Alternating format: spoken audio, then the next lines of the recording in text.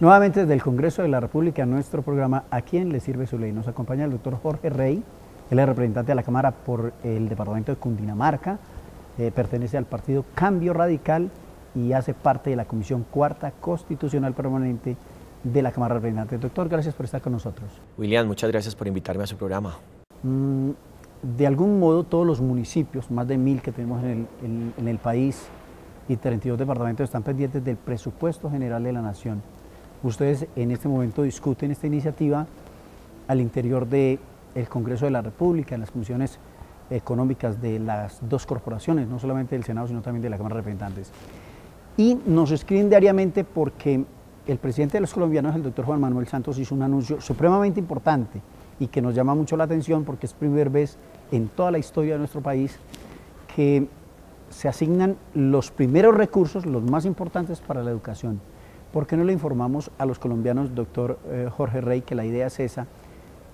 ¿Cómo quedan estas partidas, no solamente para Cundinamarca, sino para el territorio nacional? Bueno, William, como usted lo indica, para el país es supremamente importante ese compromiso que el presidente Juan Manuel Santos anunció en el marco de su candidatura y que pues realmente el 7 de agosto en su posesión lo ratificó. Y es precisamente que la educación en Colombia sea el sector con mayor financiación en el país, por encima del de seguridad y defensa ciudadana, defensa nacional. Es muy importante porque significa entonces que estamos incrementando los recursos para diferentes materias en ese sector, entre ellos el mejoramiento de la infraestructura educativa, lo que significa en la calidad, en el mejoramiento de las condiciones de capacitación y formación para los docentes de Colombia, el acercamiento a las tecnologías, a las ciencias de la informática, no solamente para los estudiantes, sino también para los docentes, lo que significa también en el mejoramiento de las condiciones de los docentes. Y qué bueno hoy en este marco en donde se generan discusiones en el país por parte del magisterio, de los docentes de este país, en cuanto a algunos compromisos que el gobierno ha hecho, pues debo decirles que este presupuesto va a atender esas necesidades y que poco a poco, no de la noche a la mañana, pues se van a ir generando esas soluciones, esas reclamaciones que ha venido haciendo el magisterio también igualmente. 28.9 billones de pesos en el presupuesto general de la Nación para educación frente a 28.2 de seguridad y defensa nacional. ¿Cuántos recursos le podemos decir que le van a llegar a los distintos sectores en los colegios? Porque nos escriben alcaldes y gobernadores pidiendo más claridad en ese presupuesto, porque pues claro, es una partida global, pero ¿en qué monto se aumenta para los municipios y departamentos, doctor Jorge Rey? Bueno, hay dos líneas que identificar. Primero, pues el Sistema General de Participaciones, que tiene unos montos establecidos de acuerdo a la Ley 715, en donde especifica claramente qué porcentaje de la totalidad de los recursos destinados a ese municipio van direccionados a educación. Y vendrá otro cúmulo importante de presupuestos que serán direccionados a través de los COMPES o a través de ya el direccionamiento que el mismo Ministerio de Hacienda y el Ministerio de Educación dé para que programas como el de acceso a la tecnología pueda estar direccionado a esos municipios. Debo contarle que los primeros 4 años de gobierno del presidente Santos se involucraron importantes recursos en materia de asignamiento de tabletas, por ejemplo, para los estudiantes de bachillerato. Pero eso debe ir acompañado de conectividad. Una tableta sin conectividad es una máquina de escribir y ese ha sido el desafío de este presupuesto, de llegar con calidad y llegar con un verdadero éxito a muchos colombianos y a mucha gente que reclama, como usted lo dice, más y mejor educación. También igualmente, lo que será el desafío no solamente en procurar calidad educativa en la educación básica media, sino también en todo lo que significa la posibilidad de que los colombianos tengan acceso a las tecnologías, a la formación en educación superior. Ya el gobierno anunció en este presupuesto general de la Nación que facilitará el acceso a más de 400.000 colombianos a becas crédito del ICETEX, que significará para muchos de los colombianos que hemos hablado un sustento de un salario mínimo durante el semestre que avanza en cada una de sus universidades. Es decir, contará con un recurso para lo que significa fotocopias, lo que significa desplazamientos, aspectos nutricionales de los estudiantes universitarios que muchas veces vienen de la provincia y no hay nadie quien les ayude o que les preste colaboración. Hay una desfinanciación del presupuesto general de la Nación, siempre pasa en los presupuestos. ¿Se ha mirado, se ha hablado con el gobierno nacional y con el ministro de Hacienda de dónde se van a sacar estos 13 punto algo billones de pesos que hacen falta para el presupuesto general de la Nación? El ministro de Hacienda ha dicho que 12.6 billones de pesos del presupuesto general de la Nación frente a compromisos determinados en este mismo presupuesto pues no están financiados. Desde la misma campaña y los dos candidatos manifestaron la necesidad de ampliar durante algunos años el 4 por 1000 como estrategia de financiamiento de todo lo que significan los compromisos en materia agropecuaria. Ese saldo y esa deuda social que tenemos con el agro en Colombia debe ser resarcida con la aplicación de este impuesto, que fíjese usted, quizás muchas veces ha sido satanizado y estigmatizado, porque realmente el 4 por 1000 no lo paga la gente humilde, la gente de bajos recursos de nuestro país. Lo pagan los que están bancarizados, los pagan los grandes comerciantes y todos aquellos que tengan un movimiento superior a 9 millones de pesos en sus cuentas de ahorros. Significa que este no es un impuesto progresivo y permitirá claramente obtener 5 billones de pesos, 5 o 6 billones de pesos para financiar ese déficit. Y lo otro será el impuesto al patrimonio, que como también es conocido y se sabe, es un impuesto que grava clara y puntualmente a las personas que tienen declaración de renta y claramente tienen un ingreso patrimonial por encima de los 1.000 millones de pesos. Significa que para Colombia es muy importante contar con este alivio financiero, pero también a la par no castigar ni llegar con tributos al estrato más bajo de nuestra población. Sin duda alguna se va a presentar una reforma tributaria, como lo ha anunciado el mismo ministro de Hacienda. ¿Usted está de acuerdo, no está de acuerdo? ¿Y qué tan pertinente sería y cuáles productos, si se va a tener en cuenta o no, si se van a gravar de la canasta familiar? ¿Qué les ha dicho el gobierno nacional en este sentido? A usted como miembro de la Comisión Cuarta Constitucional Permanente de la Cámara, doctor Jorge Rego. William, es muy prematuro anunciarlo. Yo creo que el presidente y el ministro de Hacienda han dicho que para garantizar la inversión y sus compromisos, el cumplimiento de sus compromisos, bastaría con el ampliar la vigencia del 4 por 1000 y también del impuesto al patrimonio. Ellos han dicho que esos 12.6 billones garantizarían el cumplimiento de esos compromisos. No han hablado nunca desde el punto de vista oficial o formal de que la canasta familiar y el IVA asignado a esa canasta familiar pudiese incrementar del 16 al 18%, como algunos lo han mencionado. Yo creo que no es el momento de hablar de ese tipo de incrementos o más bien de reformas tributarias. El presidente ha hablado de una ley de financiamiento, más no de una reforma tributaria. Será solamente un proyecto de ley que incluirá 2 artículos y que harán clara precisión sobre el 4 por 1000 y el patrimonio. Para nadie es un secreto que las EPS se volvieron un negocio para la salud de los colombianos. Usted pues, pertenece a la Comisión Cuarta, pero va a llegar a la plenaria de esta iniciativa de la reforma a la salud.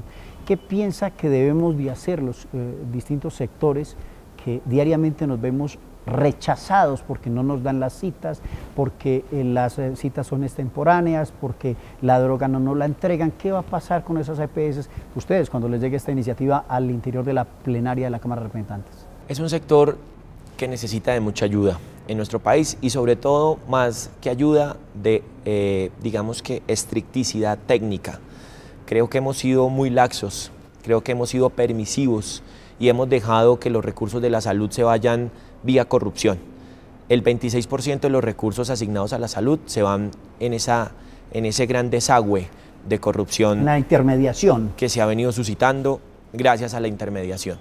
Recordará a ustedes casos como el de Saludcop y otras EPS subsidiadas o del régimen contributivo que prefirieron que la plata de los colombianos en materia de salud fueran a adquirir grandes clubes de golf en Miami o hasta hacer inversiones en la bolsa. Comprar equipos. Comprar equipos de fútbol y derrocharla. ¿Para qué? Para garantizar mayor número de inversión y de utilidad, que la tasa interna de retorno de esas inversiones fuera mayor que la de garantizar la salud de los colombianos. Y en verdad eso nos preocupa muchísimo. El presidente hizo 3 grandes anuncios en su discurso del 20 de julio en la posesión del Congreso de la República. Primero, que los colombianos dejarían y darían un paso al costado frente al paseo de la muerte. anunció que los colombianos iban a tener una única y vitalicia afiliación al sistema de seguridad social. Y también se comprometió con reducir a cero el déficit hospitalario en todo el sistema de salud en Colombia. Esos son importantes avisos que deberán estar enmarcados ahora en el presupuesto, que tendremos que mirar cómo el Ministerio de Hacienda va a hacer año a año y poco a poco para garantizar que ese gran compromiso que hizo el presidente Santos se pueda cumplir. Y ahí estará nuestra misión y nuestro compromiso de hacerle seguimiento, vigilancia, control, debate técnico y político a todos esos compromisos que creo que son gruesos, pero que el país los reclama. De ahí también, William, y permítame el aviso parroquial hacia todos los temas que tienen que ver con la paz en Colombia. 28.9 millones de pesos involucrados en la guerra le harían mucho bien a la salud para pagar en mejor manera a nuestros médicos, a todo el cuerpo asistencial de la salud. Usted sabe, William, que más del 70% de los que trabajan en el sector salud no están vinculados directamente a los hospitales. No, son de prestación de servicios. Sino tienen contratos de prestación de servicios, en el mejor de los casos, y en otras circunstancias a través de cooperativas asociativas de trabajo que le descuentan un gran porcentaje en administración de lo que dignamente merecen que se les pague.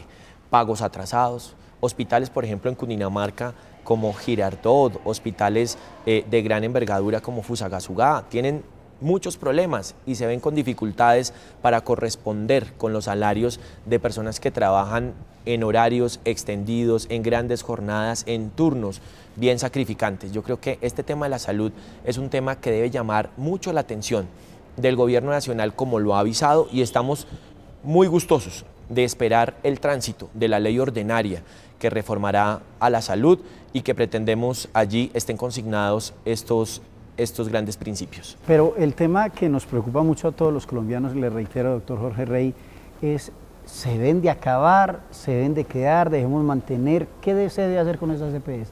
El presidente ha anunciado que se eliminarían. Desde mi concepto, lo mejor que le puede pasar al país es que las EPS se eliminen dentro del sistema. Hemos venido experimentando cómo el giro directo a los hospitales le conviene más al hospital, le conviene más al país. Al usuario. Una EPS subsidiada, cuando llega un afiliado a su SISBEN y que tiene una EPS subsidiada en X o Y departamento, requiere una atención o un servicio de consulta externa, de odontología o una urgencia, y el hospital recibe la plata 180 días después.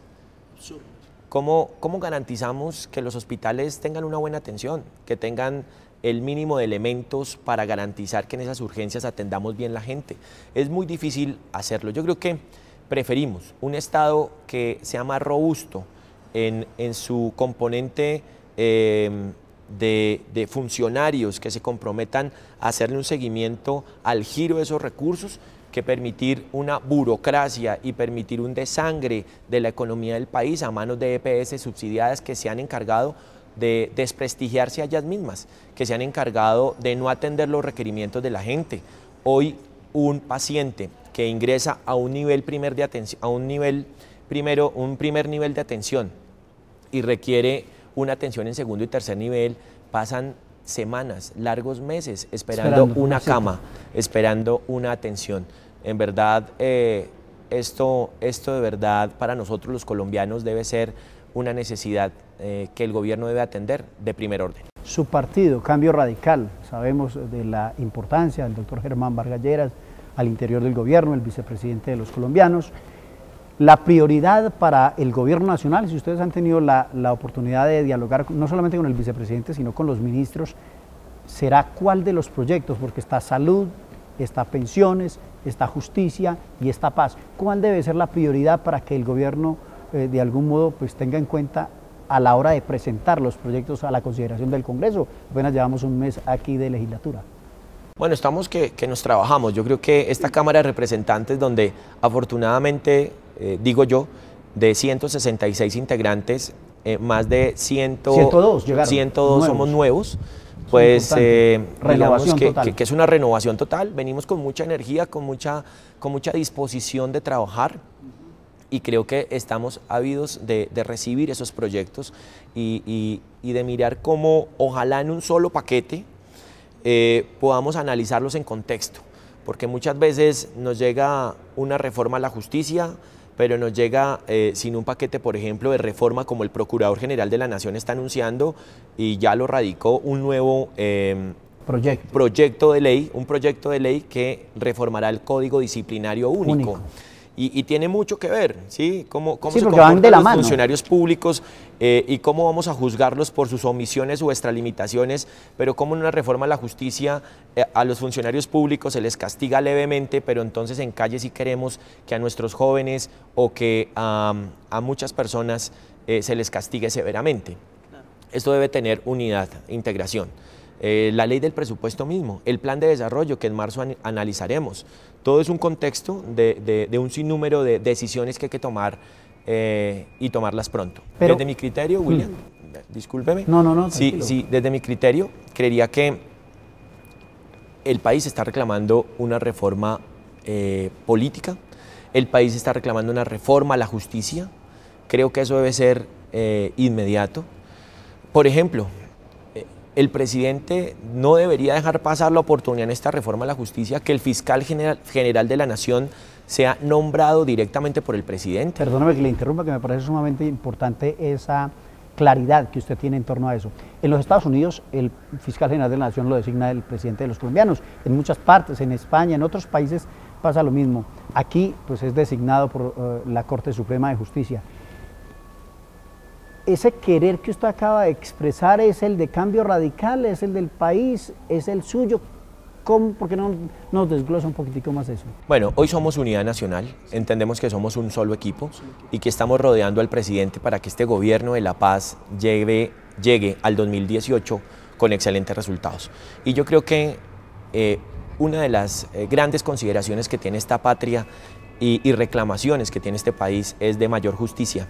¿Y cómo vamos a pedirle a un gobierno que tenga mejores parámetros de asignar justicia, establecer justicia, si el fiscal, que es el que coadministra esa justicia, que es el órgano investigador, el que le ayuda al gobierno nacional para reducir todo lo que significa los índices de criminalidad, pues esté a manos de alguien que no dependa directamente del presidente? La estrategia debe ser compartida, la política de generar justicia en el país, desde lo que significa la investigación misma, el aparataje del Estado, debe estar entendido como uno solo.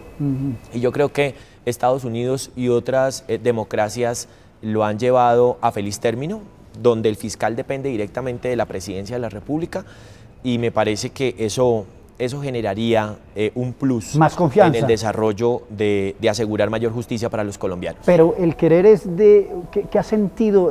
Porque ustedes pues dialogan entre ustedes, no solamente en las comisiones, sino en las plenarias. Ese querer que usted acaba de expresar es de todos, es de algunos. Cambio Radical lo ve con muy buenos ojos. Cambio Radical lo ve con muy buenos ojos, me atrevo a decirlo, lo hemos venido discutiendo en bancadas e inclusive hemos tenido ya la oportunidad de compartir con el presidente de la República y con el ministro Cristo, en donde claramente esa es una de las reclamaciones que le hacemos al presidente. El presidente ha sido muy mesurado y quizás bajo el respeto que él tiene claro de la democracia y de la institucionalidad no se atreve en este momento a manifestarlo expresamente, pero yo creo que le hace falta al presidente Santos un coequipero, y ese coequipero para la justicia se llama el fiscal general de la Nación. ¿Y el Congreso estaría, cree usted, dispuesto a dar ese paso que es un poco trascendental? Porque yo lo creo completamente, lo creo completamente. La unidad nacional que hoy compone la mayoría del Congreso de la República en verdad siente que la justicia y que el órgano de investigación debe estar más cercano a la presidencia que lejano. No digamos que bajo los conceptos de cercanía política o de ideología, no, sino realmente de institucionalidad, que haya una sola estrategia de justicia, que el fiscal pueda ser parte, ¿por qué no?, de esas reuniones o consejo de ministros. Me parece que la Fiscalía es transversal a todas las acciones del mismo Estado.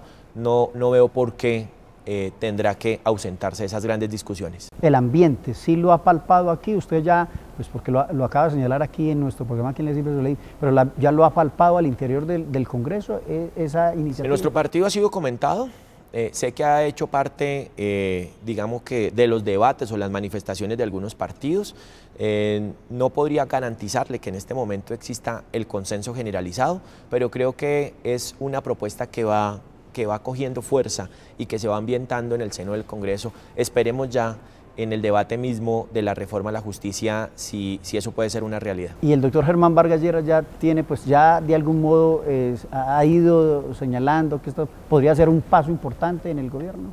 El doctor Germán Vargas Lleras quizás es el hombre más aplicado, disciplinado y estricto en su trabajo que podamos tener en Colombia, por supuesto al lado del presidente de la República. Y se ha concentrado en dos grandes misiones, que es la de la infraestructura y el de la vivienda, y está obsesionado con ese tema.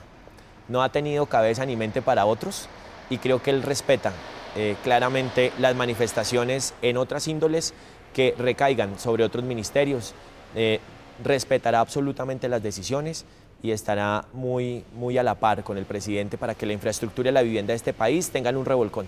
¿Qué piensa de las Cortes? Se han dado choques, no solamente entre la Corte Suprema y la Corte Constitucional, sino el Consejo de Estado y el Consejo Superior de la Judicatura. ¿Cree que tenemos demasiadas Cortes? ¿Qué piensa de ese tema, doctor Jorge Rey? No, yo creo que el debate ha sido, digamos que muy claro, el debate del gobierno y lo que observo en el Congreso, y es la institucionalidad y sobre todo el de la rama judicial. Hay que preservarla y hay que garantizarla. Digamos que si hay algunas circunstancias en donde ha habido ese choque de trenes, pues creo que han sido mínimas frente a toda la generalidad del ámbito jurídico colombiano. El ordenamiento jurídico colombiano es un ordenamiento bastante extenso y complejo, y creo que es bueno el discernimiento y es bueno el debate, William. Yo no veo mayor discrepancia o digamos que no observo que haya un perjuicio para el país cuando se presenten esas diferencias de criterios. Lo que a mí sí me preocupa es cuando las Cortes se politizan o realmente participan en escenarios donde no deberían participar. Por ejemplo, la facultad nominadora, que ha sido algo que durante los últimos meses ha calado mucho, y sobre todo en esta reforma que se presentará, en donde creo claramente que la facultad nominadora de las Cortes sí debe desaparecer y que nos encarguemos única y exclusivamente de la administración de justicia. Pero que sean, o sea, porque hoy es por cooptación que se hace lo del tema del Consejo de Estado, lo de la Corte Suprema, debe ser cambiar ese sistema. Las personas que tengan los méritos deben llegar, las personas que tengan la capacidad deben estar en esos escenarios. No digamos que de plano desconozco que algún grado de cercanía o de formación entre familias de magistrados, sí, pues que permitan que se llegue a las Cortes. Es más, hay familias que han hecho de este ordenamiento jurídico colombiano un ordenamiento jurídico, digamos que con problemas, pero bien llevado, y con buenas sentencias y con buenas propuestas desde las Cortes. Yo a lo que voy es que realmente deben estar las personas que el país requiere y necesite, que no le quitemos oportunidades a muchos expertos en la materia que tienen capacidades y que reclaman esos espacios. La ampliación de los periodos, pues digamos que es un tema quizás accesorio, a pesar de que lo convierten en el central de la discusión para lo que significa 12 años de magistrado, o que 8, o que 4. Aquí lo importante es que realmente seamos efectivos, que nos pronunciemos en el momento justo y en el momento adecuado. Por ejemplo, mire usted, cuando se hacen las revisiones de constitucionalidad de las normas y realmente muchas veces no tenemos las respuestas a tiempo. Hay muchas buenas normas que están haciendo tránsito a revisión por vía constitucional y todavía no tenemos la respuesta. Yo creo que este Congreso y este gobierno lo que necesita es celeridad en todos los campos, sin mezquindad. Aquí este es un gobierno que le abre la puerta a todos los pensamientos y a todas las ideologías. Permítame decirlo también, el hecho que el ministro del Interior, frente a la reforma política que viene proyectando, se haya reunido con el Centro Democrático, me parece valioso e importante, pero que también se reúna con el Polo, como ya lo hizo con el Partido Verde, que reciba todas las observaciones desde las diferentes orillas para que estas reformas vengan muy bien nutridas y tengamos un excelente escenario de convergencia de ideas. El señor Procurador General de la Nación recientemente en lo que lleva de su periodo, de su segundo periodo, y en el primero destituyó varios congresistas, alcaldes, gobernadores, gente que fue electa popularmente. El Código Único Disciplinario le da esa facultad. Él ha dicho que se quiere quitar de algún modo, esa norma que le da la ley. ¿Usted está de acuerdo con eso? Porque es muy frustrante, por no llamarlo de otra forma, que mujeres de las calidades de Piedad Córdoba, usted puede estar o no de acuerdo con Piedad Córdoba, con Amparo Arbeláez Escalante, con tantas personas que de algún modo han hecho historia en Colombia, en la vida política, pero ese tema se le debe excluir al Procurador General de la Nación. Pues en realidad creo que los últimos acontecimientos han llevado a claramente determinar que esos poderes en cabeza del procurador son verdaderamente exorbitantes. Creo que el clamor popular está por encima de cualquier determinación de un órgano como la Procuraduría. Yo creería que hay que pensar más en un organismo colegiado que revise las actuaciones de los funcionarios elegidos popularmente y que a través de ese gran escenario colegiado, pues efectivamente ellos puedan tener una defensa, digamos que acorde. A mí me han hablado mucho de todo lo que significa la angustia. Además fui alcalde, he ocupado cargos directivos, he sido más ejecutivo que legislativo. Y uno ve con preocupación cómo muchas veces los que no están de acuerdo con su corriente política, con su ideología, con el triunfo, con el fracaso de un alcalde, pues se convierten en persecutores, en enemigos naturales, diarios. en enemigos que desde que se levantan hasta que se acuestan piensan en cómo comprometer jurídicamente a esa persona, cómo sacarla del camino y pues en verdad yo creo que eso ha sido mezquino para el país. Yo pienso que los alcaldes deben poder gobernar tranquilamente, los gobernadores igualmente, las personas que usted ha nombrado, los mismos congresistas, claro, con el acatamiento a la norma, pero también guardando un grado de proporcionalidad en las sanciones. Aquí las proporcionalidades han sido desbordadas, o sea, sacar a alguien de tajo 20 años del escenario público con tan solo haber manifestado inquietudes, haber hecho acercamientos con X o con Y, pues significan ya, digamos que un ánimo exacerbado de la aplicación de una norma, y a mí sí me parece que el estar a manos de una sola firma me parece exorbitante. Me gusta más lo colegiado. ¿Por qué se metió en el tema de la política? Mucha gente, porque usted, entiendo, es un tipo exitoso en su municipio, es cundinamarqués. ¿Qué le dio, cuál fue la razón por usted meterse en este tema, doctor Jorge Rey? Me lo pregunto todos los días y a veces no encuentro la respuesta, pero creo que tiene mucho que ver con mi crianza, tiene mucho que ver con el ver todos los días a mi señora madre, una líder comunal de Raca, Mandaca, siempre lo he dicho, una mujer de base que llega a un barrio, en un barrio olvidado de un municipio olvidado del país, en donde logra transformar su entorno, en donde logra movilizar a sus amigos y a los vecinos para llevar un acueducto, para llevar un polideportivo, para llevar unas vías. Entonces eso como que lo alienta a uno y uno ve ese espíritu y además esa experiencia que lo va condicionando a uno. Y creo que eso me condicionó grandemente y ese servicio hacia la gente me ha caracterizado. En mi ciudad, en mi municipio, en mi departamento, creo que me comprenden como una persona sociable, como una persona noble de carácter, como una persona que no genera radicalismos, que no genera grandes rupturas de comunicación, sino lo que quiere siempre es tener ese contacto cercano con las personas. Yo creo que en Colombia se están reclamando, claro, tecnócratas con altas capacidades de gerenciar, pero también políticos cercanos a su gente. Que tengan diferencia. Doctor Jorge Rey, le agradecemos inmensamente el que nos haya acompañado en nuestro programa aquí en Les Sirve Su Ley. A usted, William, mil gracias por esta invitación y por supuesto estaremos pendientes de otras invitaciones. A todos los televidentes les agradecemos muchísimo el que nos hayan acompañado en nuestro programa aquí en Les Sirve Su Ley.